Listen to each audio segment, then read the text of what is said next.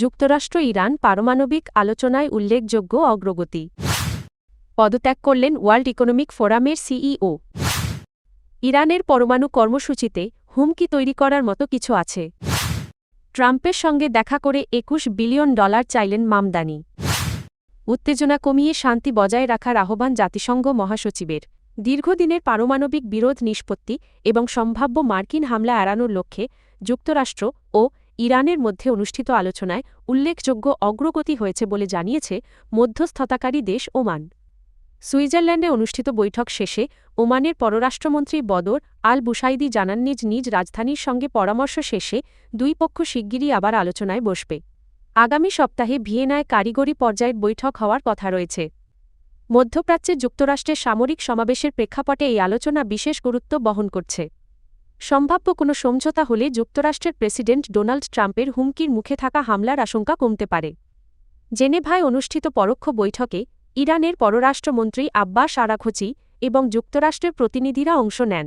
দিনে দুটি অধিবেশন অনুষ্ঠিত হয়। ওমানের পররাষ্ট্রমন্ত্রী বলেন, যুক্তরাষ্ট্র ও ইরানের আলোচনায় গুরুত্বপূর্ণ অগ্রগতি হয়েছে। কুখ্যাত শিশু যৌন নিগ্রহকারী জেফরি অ্যাপস্টেইনের সঙ্গে সম্পর্কের অভিযোগে তদন্ত শুরু হওয়ার পর ওয়ার্ল্ড ইকোনমিক ফোরামের WEF প্রধান নির্বাহীর পদ থেকে সরে দাঁড়িয়েছেন বোর্জ ব্রেন্ডে।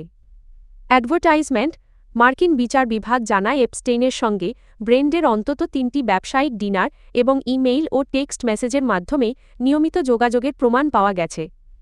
গত 8.5 বছর ধরে সংস্থাটির নেতৃত্ব দেওয়া ব্রেন্ডে বৃহস্পতিবার 26 ফেব্রুয়ারি এক বিবৃতিতে তার পদত্যাগের ঘোষণা দিয়ে বলেন, এটিই সংস্থাটির কাজ নিরবচ্ছিন্নভাবে চালিয়ে যাওয়ার সঠিক সময়।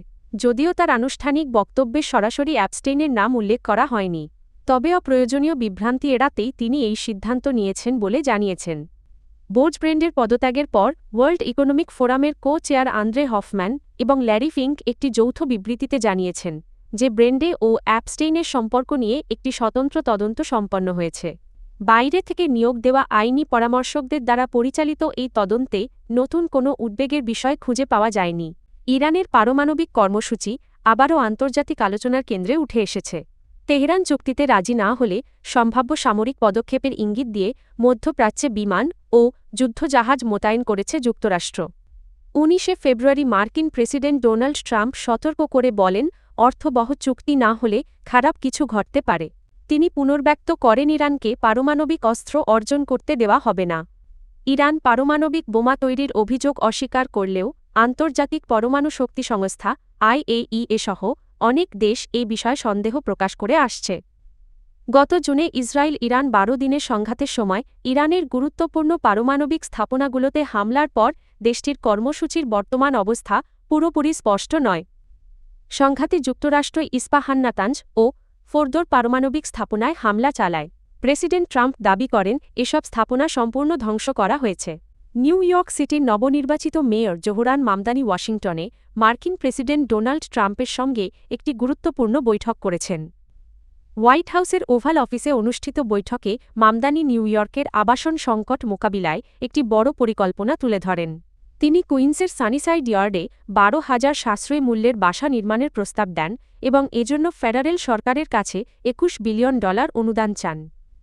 মামদানি বলেন, প্রকল্পটি বাস্তবায়িত হলে গত 50 বছরের মধ্যে এটি হবে নিউ ইয়র্ক সিটির সবচেয়ে বড় আবাসন ও অবকাঠামো বিনিয়োগ। এই প্রকল্পের মাধ্যমে প্রায় 30,000 ইউনিয়ন ভিত্তিক কর্মসংস্থান তৈরির পরিকল্পনাও রয়েছে।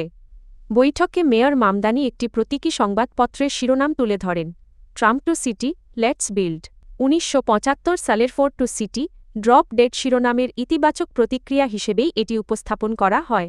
আফগানিস্তান ও পাকিস্তানের মধ্যে বাড়তে থাকা সীমান্ত সংঘর্ষে গভীর উদ্বেগ প্রকাশ করেছেন জাতিসংঘ মহাসচিব অ্যান্তোনিও গুতেরেস। শুক্রবার এক বিবৃতিতে তিনি দুই দেশকে উত্তেজনা কমিয়ে শান্তি বজায় রাখার আহ্বান জানান। জাতিসংঘের মুখপাত্র স্টিফেন ডুজারিক জানান, সীমান্তে পাল্টাপাল্টি হামলার পরিস্থিতি নিবিড়ভাবে পর্যবেক্ষণ করছেন মহাসচিব এবং উভয় পক্ষকে আন্তর্জাতিক আইন মেনে চলার আহ্বান জানিয়েছেন। গুতেরেস বলেন, চলমান সংঘাতের মধ্যে বেসামরিক নাগরিকদের সুরক্ষা নিশ্চিত করা উভয় দেশের জন্য সর্বোচ্চ অগ্রাধিকার হওয়া উচিত। সাম্প্রতিক সংঘর্ষে সীমান্ত অঞ্চলে সাধারণ মানুষের মধ্যে আতঙ্ক ছড়িয়ে পড়েছে। এর আগে বৃহস্পতিবার পাকিস্তানের সীমান্তে সামরিক অবস্থান লক্ষ্য করে হামলা চালায় আফগানিস্তান। আফগান কর্মকর্তারা দাবি করেছেন ওই হামলায় কয়েকজন পাকিস্তানি সেনা নিহত হয়েছেন।